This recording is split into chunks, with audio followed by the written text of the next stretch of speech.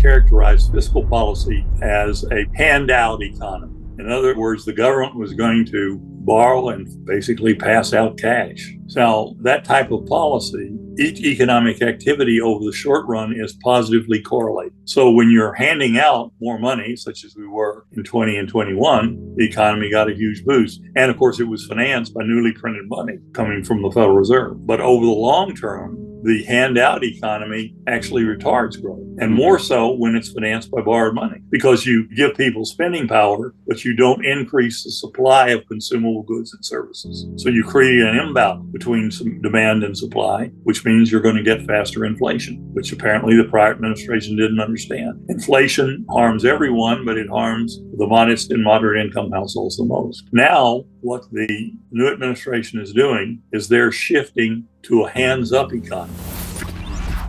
Now, hands-up economies are very beneficial in the long run. They encourage people to work hard, work longer, be more productive. And this will be very beneficial. If you go back and look at the Reagan tax cuts of the early 1980s, they were very slow to work. The benefits were clearly took until 87, but then the economy started clicking and rolling along. And what President Reagan did in the early 80s really worked all the way into the late 90s. So right now, what the current administration is doing, it's disrupting the handout economy. And the expenditures, already we've seen freezes on some of the big programs of the last 4 years. The payments under the Inflation Reduction Act, big ticket items. I can't identify the benefits that we received. And also the Inflation Reduction Act, another big cost program. Those have also been frozen. And a number of other things that have been done. There's federal hiring freeze on. As the Biden administration was leaving, they forgave a lot of college loans. They had not finished processing of those loans, and the Trump administration has stopped that and notified the Supreme Court of what they were doing and why. There'll be some court challenges and so forth. And no one knows, certainly not me, how this is all going to unfold. But when you end the handout economy, remember there's a positive correlation immediately. The economy will be restrained by those actions. What the new administration is doing, it's going to combine the expenditure cuts heavily in the Inflation Reduction Act and infrastructure bill with the tax cuts. So the losses to the economy come first, and then the benefits come later. And it'll take time and patience. Whether the economy has that time, I don't know. Public gets awfully antsy, but the programs are definitely workable, but they're not workable in the short run. There are two other levers that we haven't talked about, and I think the new administration is very well aware of it. They know that these policies are disruptive to the handout economy, but to cushion the disruptive blow, there are two things that could greatly ameliorate that and therefore give the economy some stimulus that would help fill the void while the tax cuts are passed and begin to work their impact on the economy. The first, and this is rejected by a lot of folks, but that makes it imperative that monetary policy become more stimulative. And based on my work, they're going in the opposite direction. The president has said the rates have to come down, which people say, well, he can't force the Fed to do that. But I think that it will become increasingly apparent to the Federal Reserve that the economy is going to need help over the short run. And monetary policy, if the rates come down, that will ameliorate the blows of this disruption to the handout economy. The second thing that would be very helpful in ameliorating those negatives is bringing down the oil price. Commodity prices are about 15% of the cost of production economy-wide, and energy is about a half. So energy is more or less 7.5% of the aggregate cost function. So if the administration is able to drill, baby, drill, as the president says, then that could be helpful. This is a key component of the cost of business and the cost of living to our households, particularly the modest and moderate income households. So I think the administration is very well aware of that. And therefore, somehow, in spite of the fact that the Federal Reserve is a different entity than fiscal policy, both should want a better, stronger economy with lower inflation. There will need to be changes in energy policy and interest rate policy, and then we can cushion the blow. And so it'll be interesting whether the Fed is going to remain behind the curve or whether they're going to be anticipative of the gap that is being created by tearing down the old system and establishing a new system. I want to add one other thing. In Econ 101, students were taught the law of comparative advantage. In other words, the foundation for why you engage in international trade and why it can be beneficial, even if one country has the lowest absolute cost than its other partners. What is important here is the marginal cost, and a lot of countries will have the lowest marginal cost. And so therefore, under the Ricardian model, you get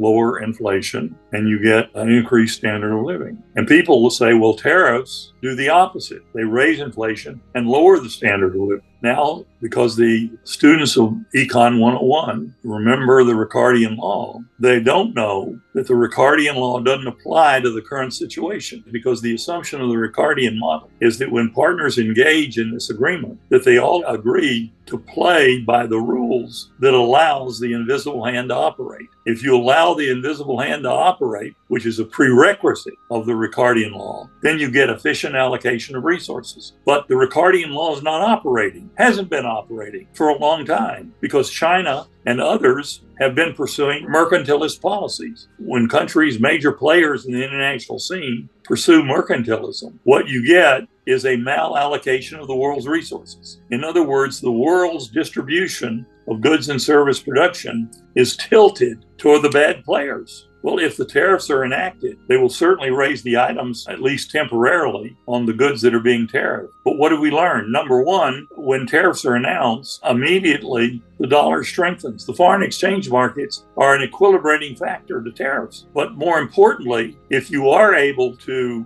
change the behavior of the mercantilist, what you're doing is you're moving the world back to the operation of Adam Smith's invisible hand. And you're going to get a better distribution, more efficient production and allocation of the world's resources, and the inflation rate will fall. People said of the tariffs in the president's first term that it would be highly inflationary, but they didn't take into account the fact that the dollar would rise, which it did. At the same time, drill baby drill policies were being undertaken, totally outside the trade arena, which was bringing down costs. And in addition to the fact that the tariffs resulted in a higher dollar, it also improved the efficiency of the world's distribution and production network, which you give the world higher productivity, which results in lower costs and a higher standard of living. So the tariffs are an effort to produce a better economy. And by the way, it's not just the United States that's been harmed by the mercantilist policies. The mercantilist policies of those countries that do that have hurt Germany and Canada and Australia, the UK. And so by trying to return the world to the invisible hand, the program will not only be successful for us, but it will be successful for our major trading partners.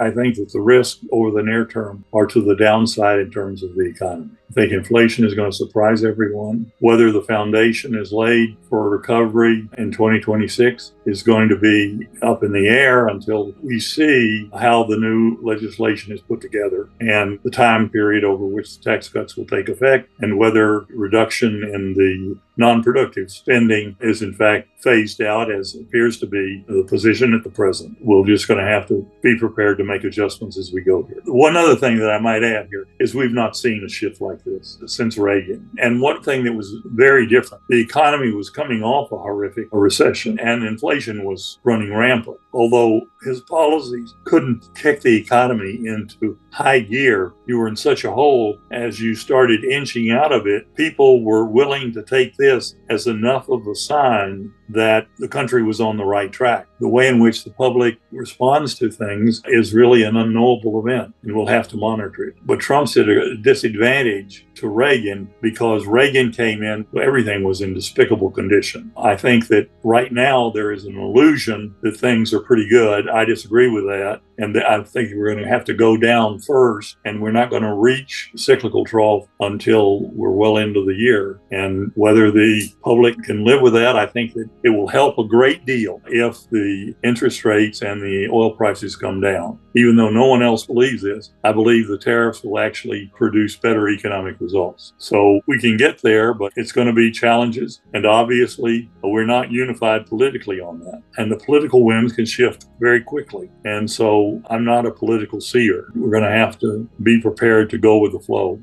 I continue to hear that why not let the inflation rise? When people say that, it tells me that they know absolutely nothing about economics. Inflation is very harmful to the vast majority of our people. Maybe 10 or 15% of our society can benefit from high inflation. The rest cannot. In fact, their lives are made wretched. I might make one other point about now versus when Reagan. At that point in time, stock market valuations were in the bottom of the barrel. Here, the stock market valuations are very, very high. And there's a presumption that the stock market is invulnerable on the downside. So fiscal policy took a long time. In the early 80s, it worked, set the economy on an excellent path for a long time. But you were at cyclical lows in inflation, the stock market, and the economy. And so when you began to see the first green shoots, we had improvement and people began to feel it, even though business conditions were not good, and they didn't really become good until the last 2 years of the Reagan administration. And so if we're more impatient now than we were then, we may not have the time to fix the problems.